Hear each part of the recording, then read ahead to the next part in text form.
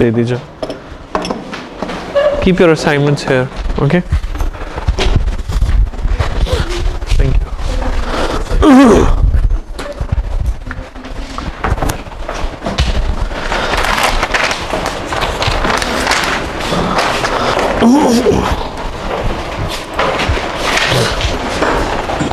Okay. इधर, उधर, उधर, इधर, इधर. Thank you. इधर. Thank you. शुक्रिया जी. Everybody has it. नहीं 4. हाँ? क्या मतलब? परसेंटेज टोटल असाइनमेंट्स की मुझे अब याद नहीं है एग्जैक्टली. I don't know. अच्छा ज़रा ऑन करिए. पहले तो असाइनमेंट 2 अपनी यहाँ रख दीजिए और नेक्स्ट टाइम जी आपका मिड टर्म है. सबसे मोस्ट इम्पॉर्टेंट चीज़ मैंने अनाउंसमेंट कर दी है. Mid term is going to be very conceptual. Who will succeed in midterm? People who have revised the lecture. Revision of the lecture is required in a way कि आपने CD देखी हो दोबारा से. मैं हमेशा स्टूडेंट्स को कहता हूँ कि मेरी CD आप दोबारा से देखें. It's going to be helpful. Notes जिस स्टूडेंट ने लिए हैं क्लास में वो सक्सेसफुल होगा. CD जिसने देखी है वो सक्सेसफुल होगा. तीसरा जो सबसे इम्पॉर्टेंट चीज़ है वो ये कि जो मैंने आपको इसमें ज़्यादा रीडिंग है नहीं. रीडिंग अभी तक 4 मेजर KPS की है. एक हमारी कॉन्फ़िगरेशन मैनेजमेंट का KPA हो गया, रिक्वायरमेंट मैनेजमेंट का, प्लानिंग और MNC का. 4 KPS का मेनली 4 KPS के अगेंस्ट आपकी रीडिंग है. इसके अलावा जर्नलिक प्रैक्टिसेस की, और मैंने पिछली दफ़ा कहा था कि project management body of knowledge के आपको फर्स्ट 3 चैप्टर्स को पढ़ना है. तो दिस इज़ सो फार जो है आज तक का कोर्स जो हम पढ़ेंगे इंक्लूडेड होगा. आज मैं बेसिकली 2 काम कराना चाह रहा था. एक तो मैं PPQA करा के M&A शुरू करना चाह रहा था, लेकिन फिर मैंने सोचा कि M&A would be too much for you before the mid term, because हम लोग एक्चुअली पोटेंशियली कंटेंट हमारा काफ़ी ज़्यादा हो चुका है ऑलरेडी इस कोर्स का. तो 5 KPAs हम लोग आप समझें कि मिड टर्म से पहले पढ़ चुके होंगे, क्योंकि आज मैं PPQA का KPA बहुत जल्दी ख़त्म करा दूंगा.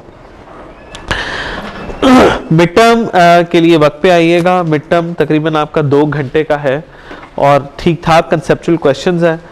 During the paper I don't allow any questions. आपको जो भी कुछ होगा पेपर के ऊपर, unless and until it's a typographical mistake तो एक अलग बात है, वरना क्वेश्चंस आपको अलाउड नहीं होंगे. ये तो था मिड टर्म की बात. असाइनमेंट नंबर 2 आज आपकी ड्यू है. असाइनमेंट नंबर 2 मुझे दे दीजिए. असाइनमेंट नंबर 1 आपकी अंडर चेकिंग प्रोसेस है. क्विज़ेस भी कुछ आपके अंडर चेकिंग प्रोसेस है. मैंने आज काफ़ी तफसीलन आप लोगों के प्रोजेक्ट्स को स्टडी किया और सिर्फ एक प्रोजेक्ट ऐसा है जो कि ऑलमोस्ट 90% ठीक है और एक प्रोजेक्ट इस तरह का है जो अप्रॉक्सीमेटली 70% ठीक है. बाकी तमाम के तमाम प्रोजेक्ट जो हैं उनमें ज़बरदस्त चेंजेस की ज़रूरत है.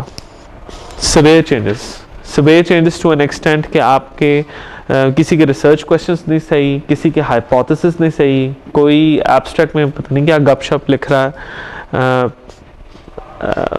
This has to be a professional project, and in order to do a project that I need you to do, you really need to put in some time and effort in it.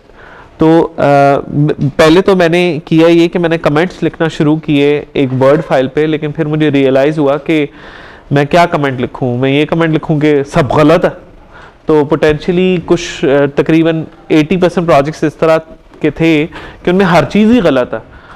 तो जब हर चीज़ गलत थी 80% की, तो मैंने सोचा कि the best would be कि मैं आप सब से आपके प्रपोजल्स को डिस्कस करूं इंडिविजुअली और आपको बताऊं क्या गलती है. इस वक्त जो प्रोजेक्ट्स आपके अगर किसी ने सही सबमिट नहीं कराया या कोई प्रॉब्लम है तो इसमें कोई टेंशन की बात इसलिए नहीं है बिकॉज मैंने अभी आपकी मार्किंग नहीं की. दिस प्रपोजल जो आपने मुझे दिए थे इनका मकसद था ये जानना कि आप करने क्या जा रहे हैं.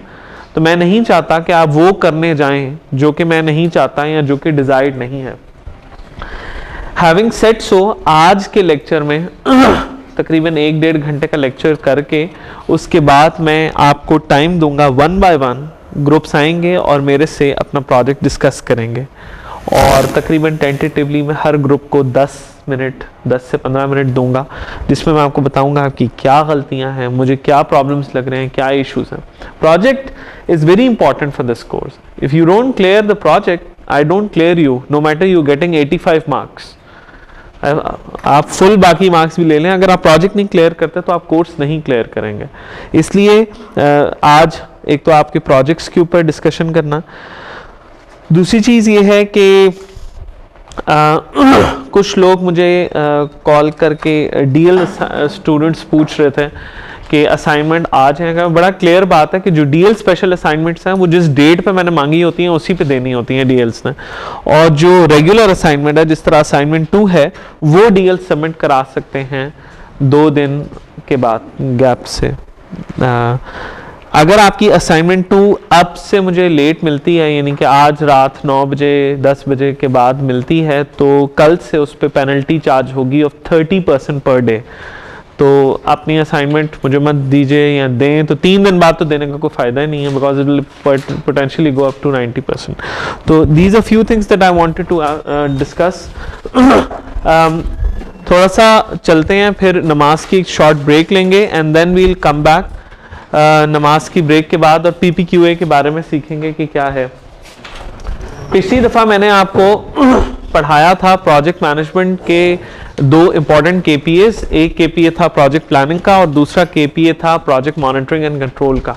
आई होप आपने उनको अच्छी तरीके से पढ़ा होगा।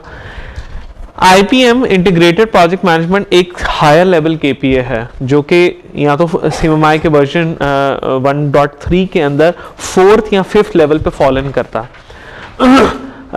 इनफैक्ट जो एक प्रॉपर केपीए का नाम है वो है quantitative project management. Integrated project management level 3 पे शायद लाए करता है, और एक है क्वांटिटेटिव प्रोजेक्ट मैनेजमेंट जो कि लेवल 4 पे लाए करता। मैं उस केपीए की बहुत ज़्यादा डिटेल में अभी नहीं जाना चाहता, बिकॉज उस केपीए के अंदर जब मैं जाऊंगा डिटेल में तो हम अभी केओस में चले जाएंगे। इसलिए मैं आपको मेन मुद्दा समझाने लगा हूं कि इंटीग्रेटेड प्रोजेक्ट मैनेजमेंट से उसकी रिक्वायरमेंट क्या है। इसको समझने के लिए ज़रा एक सिंपल सी ये चीज़ समझिएगा। फर्ज करें एक ऑर्गेनाइजेशन है, उस ऑर्गेनाइजेशन के अंदर देयर आर 2 प्रोजेक्ट मैनेजर्स। एक प्रोजेक्ट मैनेजर है अली एंड दूसरा प्रोजेक्ट मैनेजर है से उसामा, राइट? ओके, सो 2 प्रोजेक्ट मैनेजर्स हैं और इनके पास टीम ऑफ पीपल है ए, बी और सी, 3 लोग हैं। अब उसामा जो हैं ये और अली अपने अपने सिस्टम्स के ऊपर एमएस प्रोजेक्ट पे काम करते हैं और अपने अपने प्रोजेक्ट्स की प्लानिंग करते हैं। इसी तरीके से इसने भी अपने एमएस प्रोजेक्ट के ऊपर प्लानिंग की। नाउ व्हाट हैपेंस इज कि अली ने 2 टास्क बनाए। इसने टास्क Z और Y बनाया और उसको रिसोर्स एलोकेट की A और C। ये वाला जो टास्क था ये तो होना था मार्च 2012 में, और ये वाला जो टास्क था ये होना था अप्रैल 2012 में। उसामा ने क्या किया? उसामा ने भी 2 टास्क बनाए, M और N के, बल्कि 3 टास्क बनाए, और इन्होंने रिसोर्स एलोकेट की B और A। तीसरी चीज उसामा ने ये किया कि उसामा ने डेट्स कुछ इस तरह की बनाई कि ये अप्रैल 2012 में, ये जून 2012 में